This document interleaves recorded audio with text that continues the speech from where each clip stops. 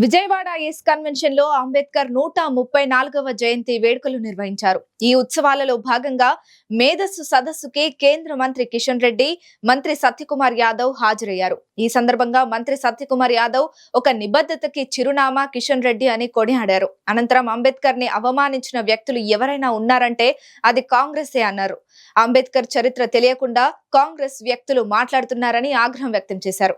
అంబేద్కర్ ఆశయాలని ప్రధాని మోదీ ప్రజలకి అందిస్తున్నారన్నారు. మనం ప్రతి సంవత్సరం డాక్టర్ బిఆర్ అంబేద్కర్ గారి జయంతినో వర్ధంతినో జరుపుకునే ఉంటాం. వారిని అనునిత్యం స్మరించుకుంటాం. ఈ దేశానికి వారు చేసిన సేవలు ప్రజలకు తీసుకెళ్లే ప్రయత్నం చేస్తూనే ఉంటాం. కానీ ఎందుకు ప్రత్యేకంగా ఈసారి 137వ జయంతి సందర్భంగా ఈ సదస్సులు నిర్వహిస్తున్నాం అని చాలామందికి అనుమానం వస్తుంది. దానికి ప్రధాన కారణం ఏంటంటే అనేక దశాబ్దాల పాటు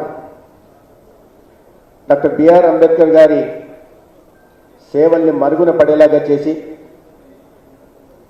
వారి జాతికి అందించిన అత్యద్భుతమైన ఉత్కృష్టమైన రాజ్యాంగాన్ని వారు నిర్మించినట్టుగా ప్రచారం చేసుకొని